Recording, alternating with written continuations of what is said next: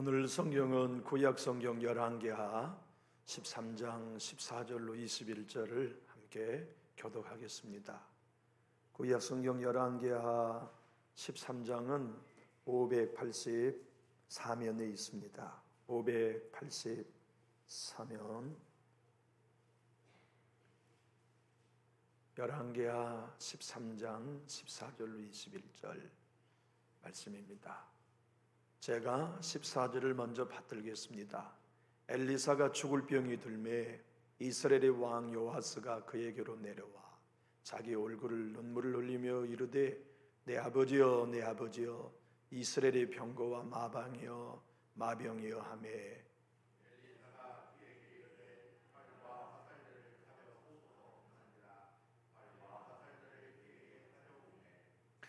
또 이스라엘 왕에게 이르되 왕의 손으로 활을 잡으소서 하매 그가 손으로 잡으니 엘리사가 자기 손을 왕의 손 위에 얹고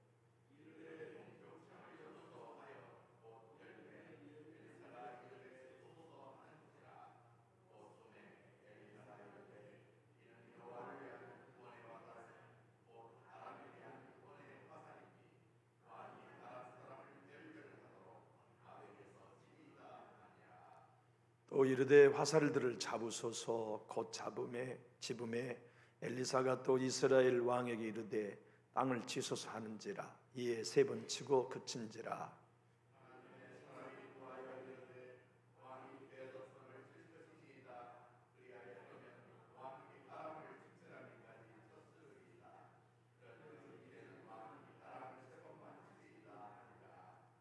엘리사가 죽으니 그를 장사하였고 해가 바뀜에 모압 도적대들이 그 땅에 온지라. 마침 사람을 장사하는 자들이 그 도적대를 보고 그의 시체를 엘리사의 묘실에 들이던지매 시체가 엘리사의 뼈에 닿자 곧 회상하여 일어섰더라. 아멘.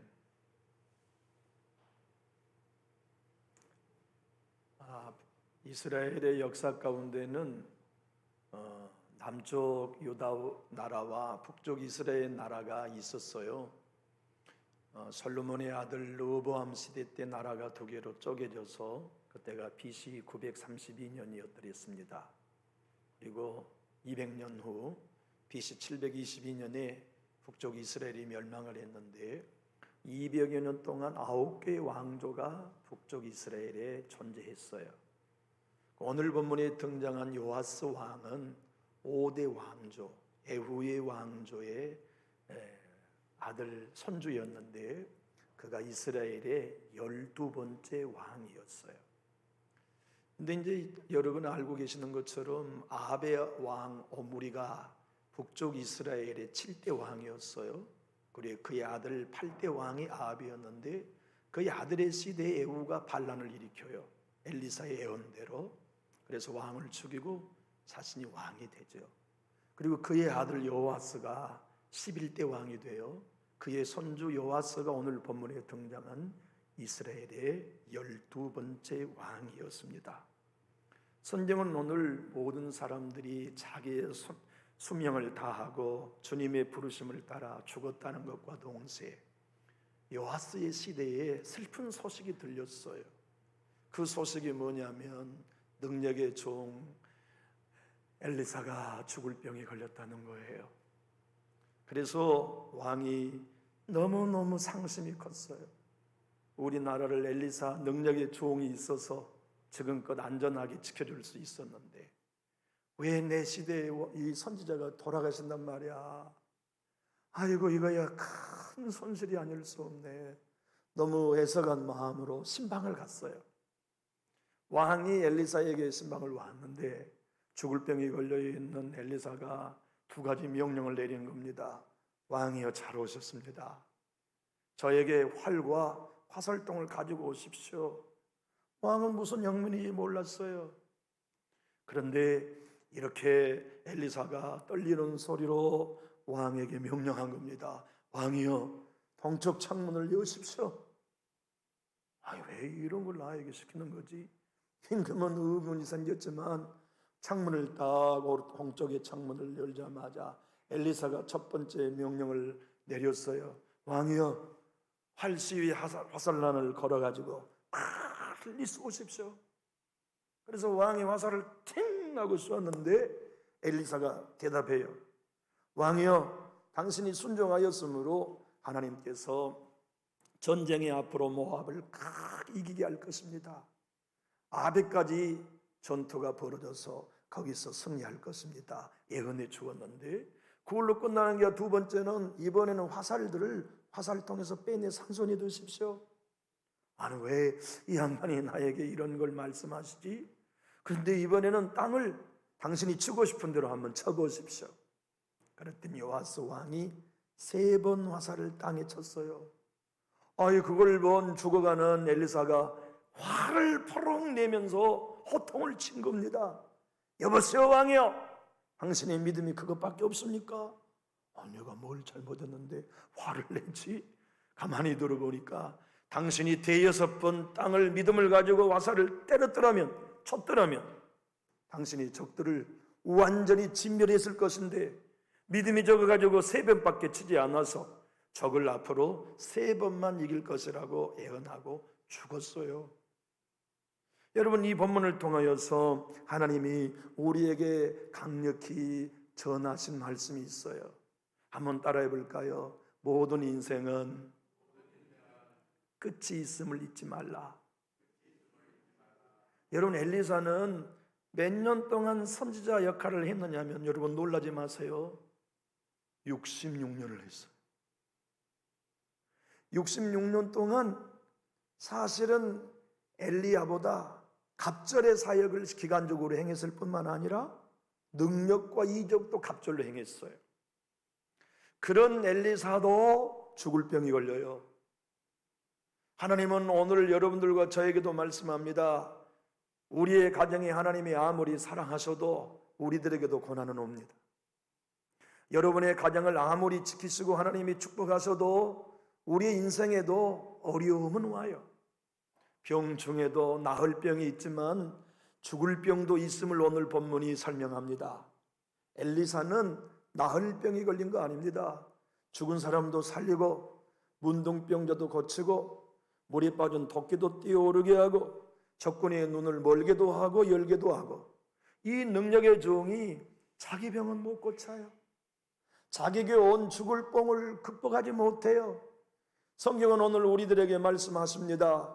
그들의 인생의 삶을 살아가는 동안 인생의 끝이 있음을 기억하라. 아무리 능력이 많았던 엘리사도 죽을 병이 걸렸었고 삶을 마감했던 것과 같이 그들의 인생을 살면서도 인생의 끝이 있음을 잊지 말라고 당부하세요. 제가 누누이 열왕기를 통하여 말씀드립니다마는 이 열왕기서는 바벨론 포로에 있는 백성들에게 주신 메시지였어요. 그런데 오늘 본문은 신기한 장면을 소개하고 있습니다. 엘리사가 죽을 병이 걸려서 죽었어요. 그들의 유대 문화는 우리와 같은 장묘 문화가 아닙니다. 우리는 땅을 파서 지시를 만들고 하관을 하여 분봉을 싼 다음 우린 장례를 마무리하잖아요. 근데 유대인의 장례문에는 바위를 파서 한 집안의 대대로 죽으면 그곳에다가 조상들의 낙골된 뼈 위에다가 지금 죽은 후손을 올려놓아요. 그래서 창세기를 보면 열조에게로 돌아갔다는 뜻은 그런 뜻이에요. 그렇게 엘리사가 죽어가지고 살이 다 썩어서 낙골이 됐어요. 1년이 지났었거든요. 그런데 그 다음 해에 한 사람이 죽어가지고 장례를 치르고 있었어요.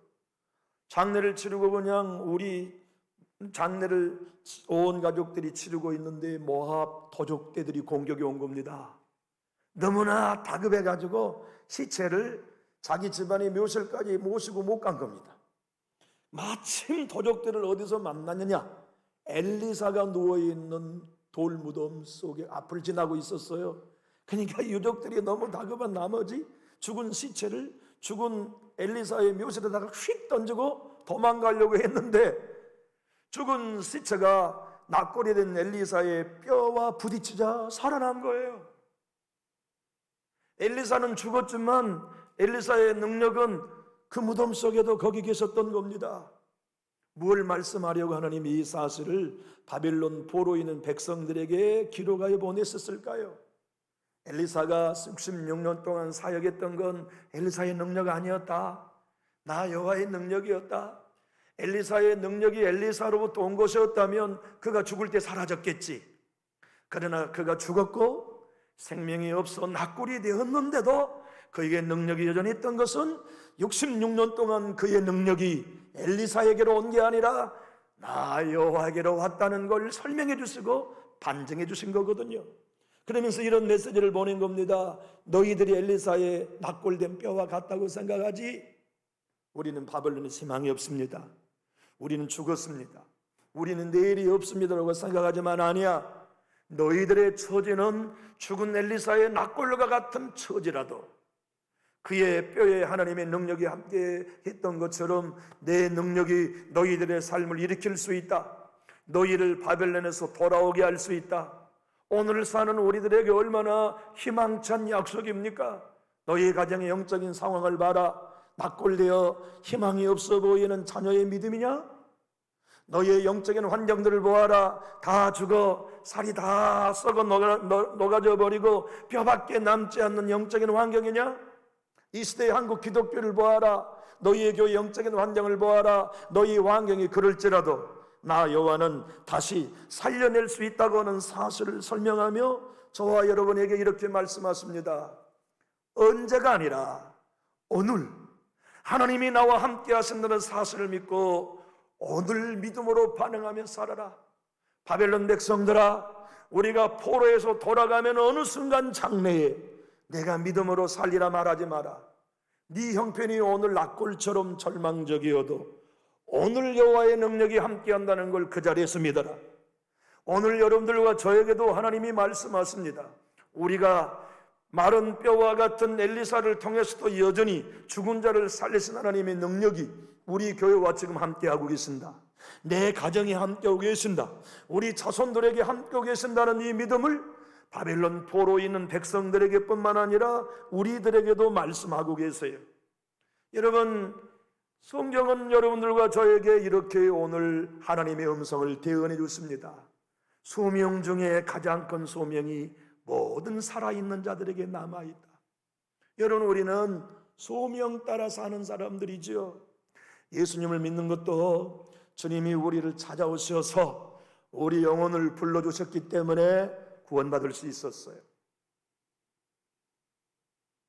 우리는 소명을 다 받은 사람이에요. 하나님의 부르심을 다 받았어요. 마태도 주님이 부르셨듯 우리도 부르셨어요. 어디 그뿐입니까?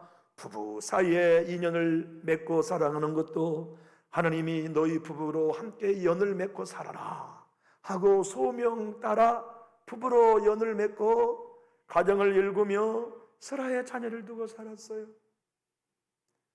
이 교회에 여러분 어떻게 오셨나요? 아무개가 인도하셨을 수도 있지만 아닙니다. 하나님이 부르셨어요. 남준육 교회에 네 영혼을 맡겨라. 남준육 교회 공동체와 더불어 인생의 나그네 길, 광야길을 안전하게 걸어가라. 내가 너의 가정과 너의 믿음을 남준육 교회 구원 열차에 태우고 구원 방주에 태우고 구원 마차에 태워서 천국까지 인도하겠다고 주님이 불러주셨기에 우리가 그 부르심의 소망을 따라 남준육교회에 남아있어요. 그러나 아직 궁극적인 주님의 부르심은 아직 끝나지 않았습니다. 주님의 부르심은 무엇이 우리 모두에게 남아있습니까?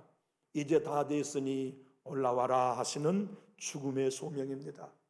인생의 소명 중에 하나님의 저를 목사로 부르신 소명보다 죽음으로 이제 올라오라 하는 소명이 더 커요. 여러분들을 어떤 책임을 통하여 하나님이 교회를 섬기도록 부르셨던지 그 부르심보다 앞으로 죽을 병이 걸린 엘리사를 하나님이 마지막 소명 올라와라. 66년의 사역을 그만 끝내라. 너의 삶은 여기까지다. 너의 사명은 여기까지다. 이제 남은 삶은 내게 맡기고 올라와라 라고 부르시는 죽음의 소명이 우리 모두에게 남아있어요. 그 소명이 예고 없이 다가옵니다. 엘리사에게도 예고 없이 다가와 그의 죽을 병을 허락하시고 그의 죽을 병과 함께 천국으로 데리고 가신 하나님의 소명, 죽음의 소명은 그에게도 있었고, 바벨론 포로에 있었던 모든 백성들에게 있었고, 오므리 왕에게도, 그의 아들 아합에게도, 에후에게도, 그의 아들 요아스에게도, 그의 손주 오늘 본문의 요아스에게도, 엘리사에게도, 이 선명을 최초로 수신했던 바벨론에 있는 백성들에게도, 우리의 조상 세대에도, 저와 여러분에게도 마지막 죽음의 소명, 최후의 부르심은 남아 있습니다. 성경은 오늘 여러분들과 저에게 이렇게 말씀합니다. 히브리서 9장 27절의 말씀처럼 한 번 죽는 것은 사람에게 정하여진 것이요 그 후에는 심판이 있으리니, 엘리사의 죽을 병을 통하여 한 번 죽는 건 능력의 종 엘리사에게도 예의가 없이 임했다. 그리고 그 위에는 그의 삶과 주님이 맡겨준 소명을 따라 온전히 순종했는지 심판이 기다렸던 것처럼, 모든 인생은 최후의 소명, 마지막의 부르심, 죽음의 소명을 만나야 되고, 그 죽음의 소명 너머에는 그들에게 주어진 시간을 하나님의 뜻대로 사용했는지 심판이 있을 거다. 그들에게 준 은사와 재능과 물질과 시간을 아버지 하나님이 원하신 대로 사용했는지 심판할 거다. 엘리사의 죽을 병을 통해 저와 여러분에게도 말씀하고 계시거든요. 쉬운 성경은 히브리서 9장 27절을 이렇게 번역하고 있습니다. 사람들은 모든 한 번은 죽습니다. 죽은 후에는 심판이 우리를 기다립니다. 지금 동시대, 우리와 같은 시대에 미국에서 위대한 사역을 하고 계시는 R. 스프롤 목사님이 계십니다. 그분은 이렇게 말해요. 그리스도인들은 모두가 다 각기 다른 주님의 소명을 따라 살지만 공통적으로 모두 갖고 있는 주님의 소명이 있습니다. 그것은 죽음으로의 부르신 소명입니다. 엘리사도 66년의 작지 않는 기나긴 세월을 죽은데도 살리는 사역을 했지만 끝은 있었어요. 토끼가 물 위에 떠오르는 이적을 행해서도 그의 사역의 끝은 있었어요. 죽은 자를 살리고 부자한 가정에 태의 문을 열어 자녀를 주시고 기름병이 떨어지지 않는 이적을 주시고 수많은 문둥병자를 치료하고 적군을 이기고 악원을 승리케 하는 위대한 사역을 했지만 영원히 살 수는 없었어요. 영원한 사역이 보장된 건 아니었어요. 엘리야보다 2배의 기간 동안 2배의 능력을 행했으나 그에게도 죽을 병이 기다리고 있었어요. 삶의 끝이 기다리고 있었단 말입니다. 성경이 오늘 우리에게 말씀하십니다. 그대에게도 마지막 소명은 남아있다. 그날이 오기 전 아버지의 뜻 가운데 살아가야 한다. 바벨론인은 너희의 삶이 엘리사의 뼈다귀처럼 모든 게 다 소망을 잃어버리고 절망적인 것 같아 해도 절망하고 살 시간이 없다. 그 자리에서 예배해라. 그 자리에서 믿음을 보여라. 그 자리에서 감사해라. 그 자리가 오늘 내 인생의 마지막이라고 생각하고 믿음을 보여라 하시는 말씀을 바벨론 포로에 있는 백성들에게 당부하신 거예요. 오늘 여러분의 가정과 저의 가정이 죽은 엘리사의 뼈와 같습니까? 우리의 교회 영적인 상황이 죽은 엘리사의 뼈와 같이 소망이 없어 보입니까? 한 해를 마감하고 연말을 맞고 있는 여러분과 저의 상태를 보십시오. 나의 영적인 상태는 혈기 방장했던 젊은 때와 같습니까? 죽은 뼈다귀인 엘리사의 시체와 같은 상황입니까? 주님이 오늘 우리에게 말씀하시면 상황이 어떠하든지 오늘 내가 너를 부르기 마지막 전인 오늘 믿음으로 반응해라.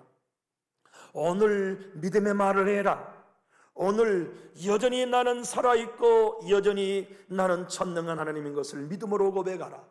그리고 오늘 나와 함께 동행해라. 나의 능력 가운데 살아가라. 나의 소망 가운데 살아갈 것을 당부해요. 존 파이퍼 목사님은 이렇게 오늘날 설교자들 모든 설교자들에게 도전합니다. 왜 설교자가 하나님의 심판에 대해 말하지 않은 것입니까? 저는 목사가 만약 깨끗한 양심을 가진 사람이라면 그는 분명 하나님의 심판을 모른 척하며 넘어갈 수 없을 것이라고 생각합니다 라고 고백했다고요. 사랑하는 교우 여러분, 우리의 마지막 소명이 다가옵니다. 엘리사도 66년의 삶을 마치고 줄병이 걸려서 그의 최후의 부르심 앞에 서야 했던 것처럼 저와 여러분에게도 마지막 부르심은 남아 있습니다. 그때를 계산하고 사는 사람들이 그리스도인이지요. 그때를 계산하고 사는 사람들, 오늘이 나의 인생의 최후의 날이라 할지라도, 오늘이 하나님이 나를 부르시는 마지막 죽음의 소명의 날이라 할지라도 나는 오늘 믿음으로 살리라. 오늘 나는 하나님의 말씀 앞에 반응하며 살아가리라. 오늘 주님의 명령에 순종하며 살아가리라 요구하시는 주님의 강력한 요구가 오늘 본문 속에 담겨 있습니다. 마틴 노이존스 목사님의 글을 제가 한번 읽어보고 오늘 설교를 마치고 싶어요. 기독교인은 이 세상은 잠깐 있다가 지나가는 일종의 예비 학교임을 의식하며 통과해야 할 사람입니다. 기독교인은 자기가 하나님의 존전에서 행하며 그가 하나님을 만나게 되어 있다는 것과 이 생각이 그의 모든 생활을 결정하고 조정해야 할 것을 항상 알아야 합니다. 기독교인으로 우리는 결산보고를 해야 할 것을 기억하며 이런 생각을 염두에 깊이 두고 모든 일을 해야 하겠습니다. 오늘 하나님은 죽은 엘리사의 삶의 마지막을 통하여 저와 여러분에게 간곡히 말씀하십니다. 내 아들아, 내 딸아, 너의 인생의 끝을 계산하고 있느냐? 너의 인생의 마지막 부르심 앞에 너는 오늘 온전히 설 수 있을 준비를 하고 살아가느냐? 오늘 내가 엘리사처럼 마지막을 만난다면 하나님 앞에 지금 모습 그대로 당당히 설 수 있겠느냐? 묻고 계십니다. 여러분은 어떻게 대답할 오늘을 살고 계십니까? 기도하겠습니다.